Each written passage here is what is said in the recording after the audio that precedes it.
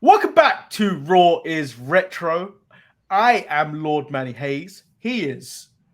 The very aging Marcus the Grand Finale. Did you say Ugh, aging or Asian? depending on which market we're in.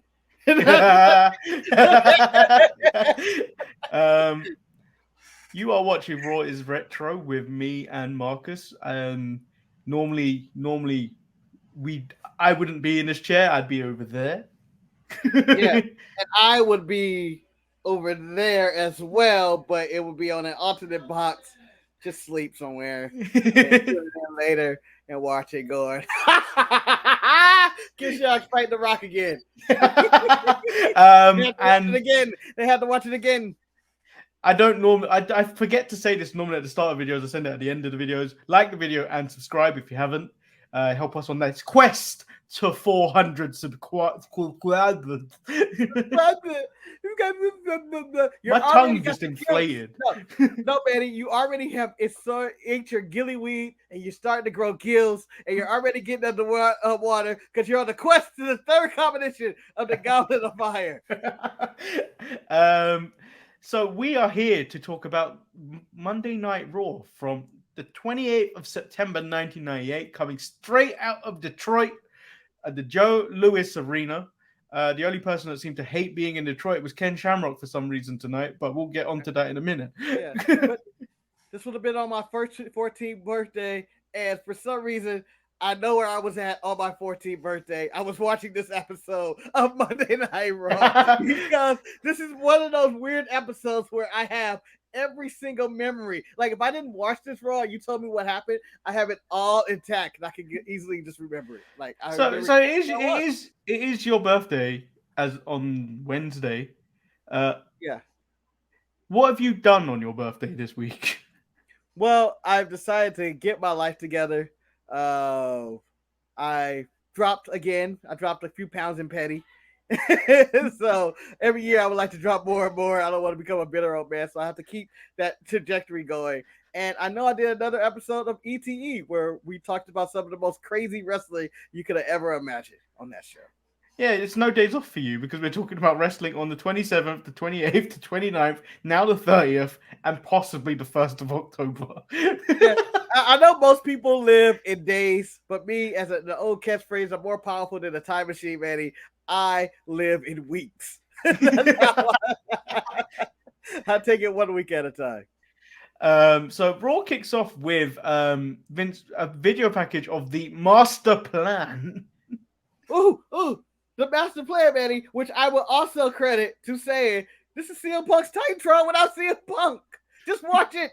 Just watch them side by side. It's the exact same thing. I went to YouTube right after and said this is the exact same WWE video promo for CM Punk that for Vince McMahon's master plan. It's just saying Yeah. sir, it's CM Punk instead of Vince McMahon. And I was like, wow, they really reused this footage.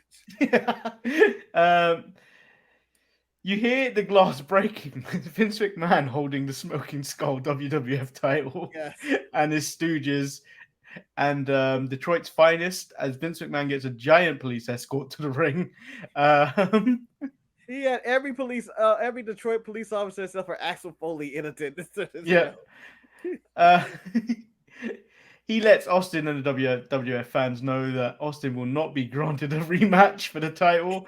To show Vince doesn't hold grudges, he decreed tonight as Stone Cold Steve Austin night. Vince jokes that Austin will have an easy access around the facility because the police are outside the ring and wait outside the building waiting for him. You know you done did something fucked up when you have the police with you all night. I need you guys all night. This man's gonna show up. I stole like what did you do? I stole this title. Like, how do you get this? How do you get like if I went to the police and I was like, yeah, there's one man coming after me in this arena. I need you all to surround the building. Can I get that as a normal person? No, because he didn't surround the building. He just surrounded one entrance. I'm sure there's more than one entrance for the Joe Louis Arena. I don't know. Have you seen the Joe Louis Arena? I don't know. No. But Vince I'm just mentioned there saying. will be Vince mentioned there'll be a new champion crowned tonight. The man who will be crowned the WWF champion will be given an official WWF Championship belt, not this scummy belt that Stone Cold Steve Austin made, that will hang on a mantle in one of his many homes as everyone struggles, as he struggles to talk as the belt is being put around his waist. All right, Manny, I have a question. We're in the retirement stage of Vince McMahon as it stands right now. Hopefully it still stays that way. He's not randomly back by the time this comes out. But do you think he sits on in his rocking chair, putting up Monday Night Raw, and looks at that smoking Stone Cold belt, and is like, "Ha ha! I said I was gonna do it." I think he sits around home naked, with that belt across his shoulder, and he takes pictures of himself, sending it to his many women. Smoking skull belt, you got it. Proud. I can imagine it. I really think if Vince McMahon was to, be in this Steve Austin situation, he would have took the Shawn Michaels picture with the Smoking Skull title just to piss people off. Yeah. So we get our first match of the night.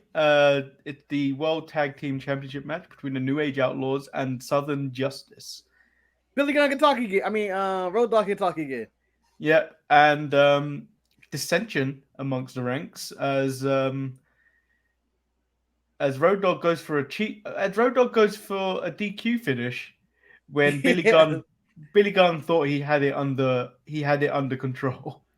I'm trying to push myself, man. I'm trying to be a star. You saw what I did last week. I came out with Steve Austin. I'm trying to get in the main event picture. I can't get in the main event picture if you give me shitty DQs like that because you have some petty grievance against Southern Justice and Jeff Jarrett. God damn it. What are you doing? And then he's pissed. He shoves everyone. He pushes down the European champion who's wearing an eye patch. Who's blind. A blind European champion. China's wheeling Triple H down to ring. And he also when did he get hurt? Apparently on Sunday Night Heat. What's going on? When did he get in the wheelchair? And then we move on to a submission match between Owen Hart and Dan Severn.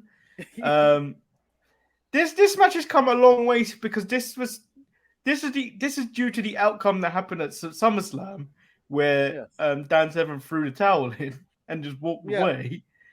Well, he did throw the towel in, right? At the Lions Den match. He refused to throw it in, just let Samurai break his ankle and make him tap out. And then I don't know what happened. Well, I know what happened. Owen Hart done broke his neck again. Real or not real? Not real, right? It seemed a little too real because they took forever to deal with it. Yeah. And I don't know why they kept it on camera for so long as well and showed multiple replays. Well, you multiple replays and the silence they had a whole commercial break, came back with nobody talking. And no one talking. By the way, Jim Ross and Jerry Lawler are back. No one's talking. So it was dead silent as this was going on. And I was like, oh, it's just. But then I was like, nah, I don't think it is because they showed him get into the ambulance and stuff. So I'm like, I think they're just playing off Owen Hart broke Steve Austin's neck, and now they just wanted to write off Dan Severn. Yeah. Whatever. Because he always not doing that tombstone anymore at this current moment. He's done with that. Once he broke Austin's neck, he was done with that. I don't know why he did it. It was really weird to have that finish. But we move on. Al Snow with Head versus Vader and Slaughter. When did Vader sell out? For some reason, I was like, oh, it's Vader time. Vader's a face. No, he's not. Apparently, he's sold out with Slaughter, and he's out there doing God's work. Yeah. Al Snow eventually pins Vader, who kicks out at 3 because you're Vader. Yeah. Fuck it. I'm always kicking out at 4. Always. Keep my stock up. He seriously needs to leave the WWE at that point.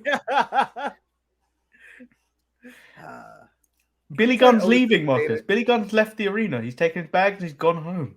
Yes, he left his wrestling gear. He didn't even have time to shower. I just need to get the hell out of here. But little did he know, X-Pac, Road Dogg, Triple H, and all them drove. He's going to need to get a cab. He did not actually have his own transportation this night. A match that nobody knew they need. That nobody needed. The elimination match between Mark Merrow, Gangrel, D'Lo Brown, Droz, and Jeff Jarrett and Edge. You just don't Dream need match. this. Dream match. I got to see draws at a 3-point stance. I got to see Edge being Edge, looking like a star. Like, yeah, he doesn't need to be with these people. That's Edge, damn it. But yeah. Gangrel and someone who resembles Christian, it probably was Christian, distracts Edge into a sky high as D'Lo Brown gets the win. Why are And you so suspicious that they didn't have Christian? I don't think they had Christian. I think they just had someone there as a placeholder at this moment in time. Why? So you're going to say Manny with the conspiracy theory that wasn't Christian. I was like, they haven't cast Christian yet. They just knew what they wanted. So D'Lo Brown gets the match, and then he's now the number one contender for the European title. Like it always should be. D'Lo adjacent or Cality, the European title. So we're now into the war zone. Yeah, Manny. Also, a quick question: do the Europeans respect D'Lo Brown as much as we do in Europe? I mean, he carried that title for many years and months. I mean, I respect him, even if he decided to call the Thames the Thames.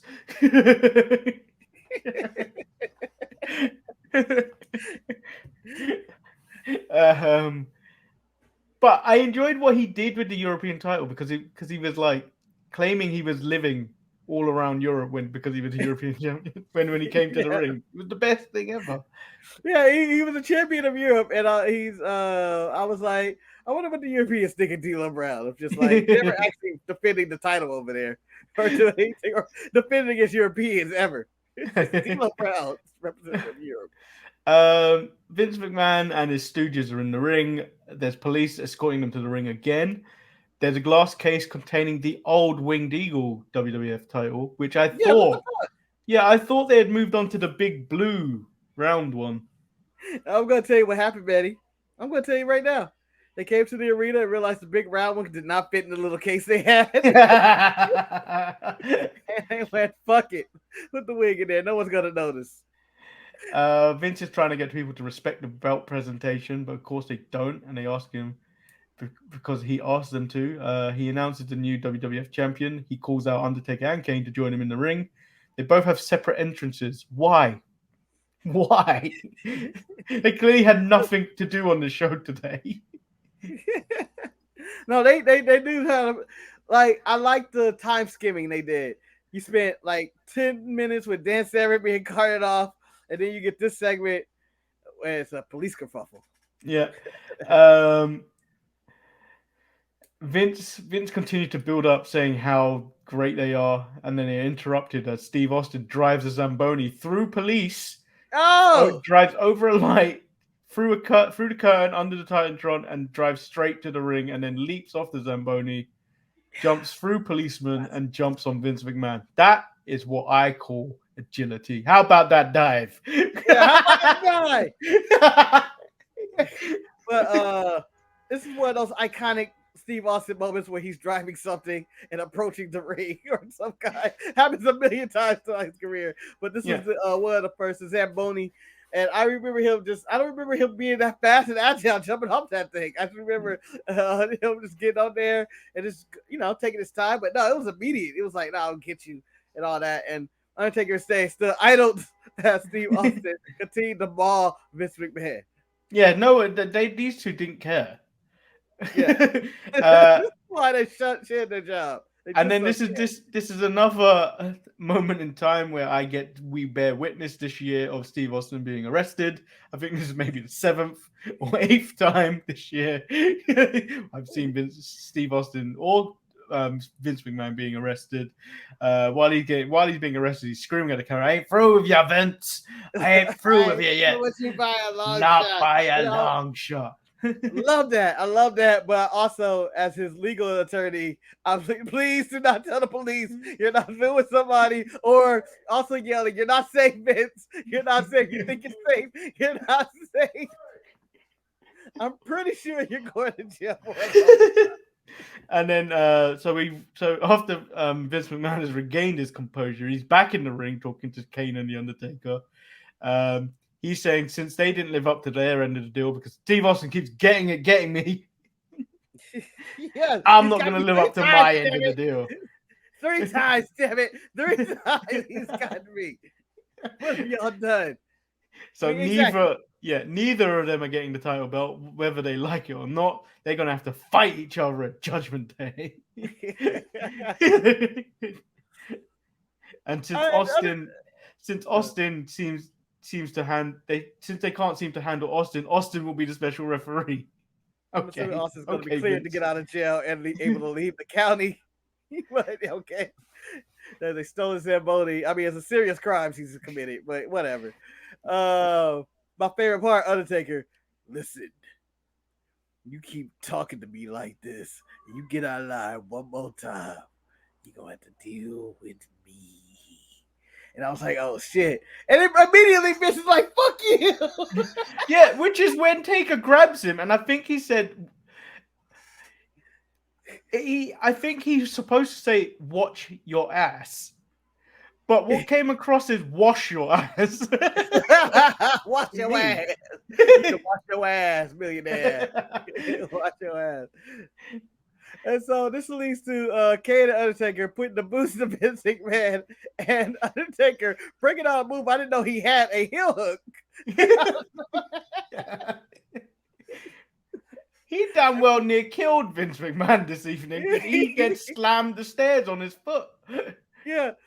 And so this leads into the hospital. And I never really remembered what led to the reason Vince was in the hospital for that ankle or whatever. And this is it. And you know what? It was super for cause. He really... Do you know what made me laugh more? Was every time they went to the back and there was no ambulance because Dan Severn had taken the ambulance. You had everyone crowding around and Vince screaming. You got Mankind trying to give him a drink. Vince like, get out of here. And then as they launch him into the ambulance, there's one guy that's pushing him by the ankle. That's her into the ambulance. I was like, what are you doing?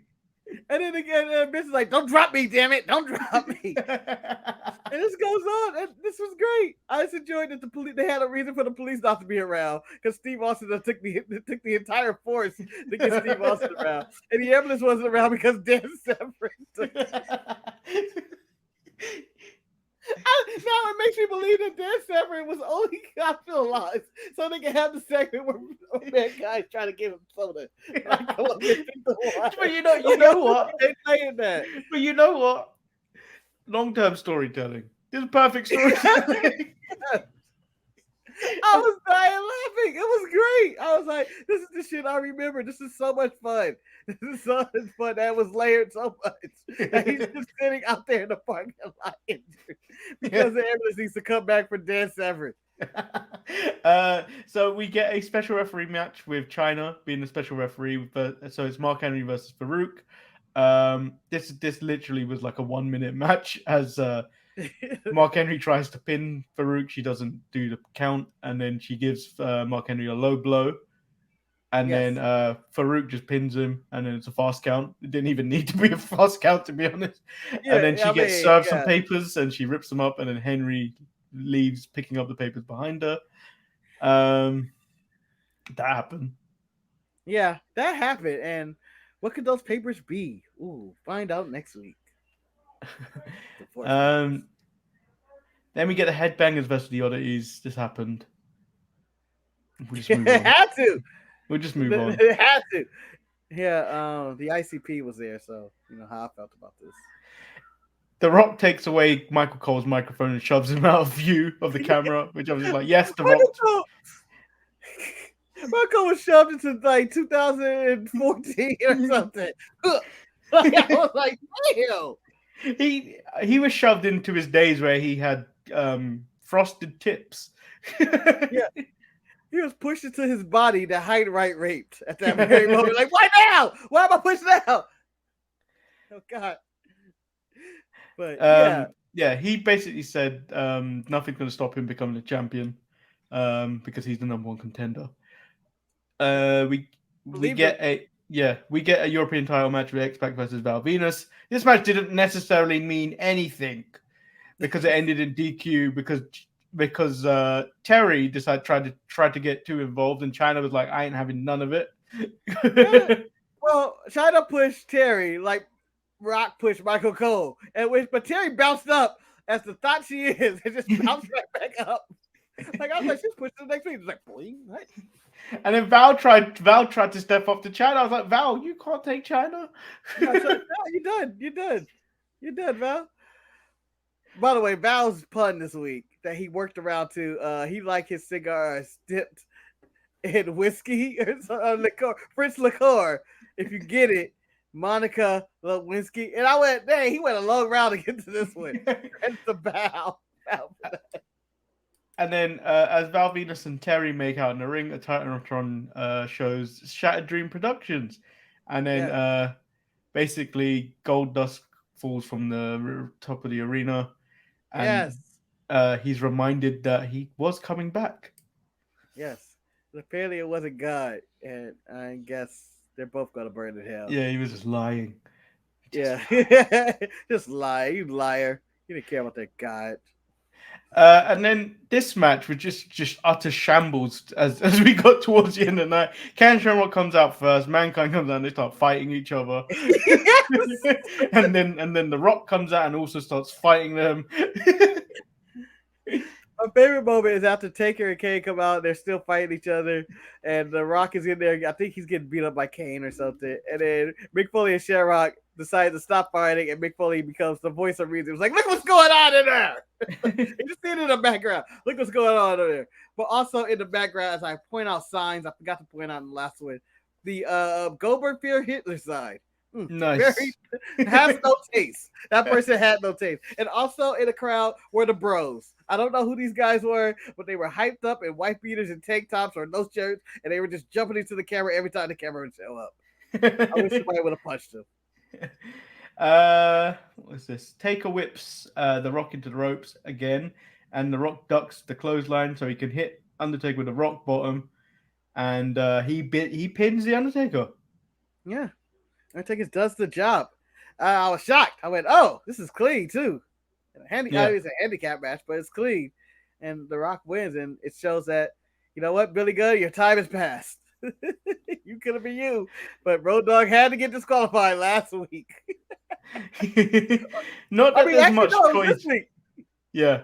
Not that there's much choice for matches tonight. What have you got? I'm just gonna go with the main event because I think it's the only match I remember. Kind of. Yeah. Everything else kind of was just there. I'm not gonna pick the Southern Justice or the Oddities or anything like that. So nah. So my match tonight is the same. My MVP of the night is Mankind. Oh damn it! You took my MVP. You can have the same MVP. It's just that the fact that I don't want it. It just means Mankind. I just feel like Mankind is the perfect corner man. He's got your back. You need juice, he give you the juice. You just get along with that one. But my MVP of the night, since you took Mankind, I know I could pick Mankind, but I'm the kind of person that goes to a restaurant, you order something, that means I have to order something else. And I go, damn it, I can't order that. Oh, it's a weird quirk on my part. I don't know what it is. But I'm going to go with Vince McMahon as my MVP. He took a beating. He technically took a beating on many fronts, and he stood up. He got up after all of them until Kane, Undertaker decided to take out his ankle. And again, that man must have spent a lot of money to get a lot of corrupt Detroit police officers to stand guard for him. I don't know how that works. If I wanted that, do I have to pay to get that much attention? Like, I need the entire police force to watch me, because I think one man's going to try to kill me tonight. But if you live in Detroit at this point, for the next 2 hours is a purge, right? Yeah, I know, right? All the police were there. All the police were around tonight. Took them all. And I like that there was at least 300 police guards there, and they had one job to do. None of them decided to take down Steve Austin off that Zamboni. It's not like that shit was fast. Someone could have just went, ugh, and pulled his ass down. But you know what's interesting about this? This is a very iconic episode of Raw for a moment, but the rest of the episode of Raw was trash. Again. Yeah, but that moment was I would say about 25 minutes of the moment. Because you get the Zamboni, and then right after that, you get the Undertaker killing Vince McMahon. And then you also get the shenanigans of the ambulance. Again, this is why I prefer just pure. I don't need match versus match on match. I love the random entertainment side of wrestling, and that's what most of the show was. It was just the story of Austin McMahon. I feel like they just want one segment. Like, all right, Austin goes to jail after Zamboni. Vince gets a broken leg. Boom. That's Raw. We still have another hour and a half of television. Take out Dan Severn. Random. Yeah. So that was this week's episode of Raw is Retro. Remember to follow all our socials that are above Marcus's head. If you want to email the show, tell us who your what your favorite 90s reference was. Leave it in the comments or email the show with the title the email Raw is Retro. Yes. Raw is Retro. And that's goodbye from me, Lord Manny Hayes, and goodbye from him. Goodbye. I'll see you guys later. You know, I'm really happy to fill in for these few episodes. I don't know if I'll be back, and next time I will be back, but just know I'll be watching you. Like a hawk in the sky. Dun dun dun dun dun dun dun. Little did y'all know I was the baby in that song. I was the baby in that song. And I was going, wow. See, I still do it. I still got it. You still got a chance for doing that. I think you'll be back next week. I think next week because it's another iconic episode of Vince McMahon in the hospital. Oh no, is it? Yes. Yes. I will 100% be back. Bad hit. Yeah. Doesn't get better than that. So that's my favorite sound ever. Well, I think that I don't know. We're not even on next week, but that's my favorite segment maybe of all time. Just Mick Foley is perfect. Everybody's perfect. If you wanted me to describe the Attitude Era in one scene, it is that one. That's my favorite sound in wrestling. I think my favorite sound ever. Shortly followed by the bolt thing that tightens up the tires.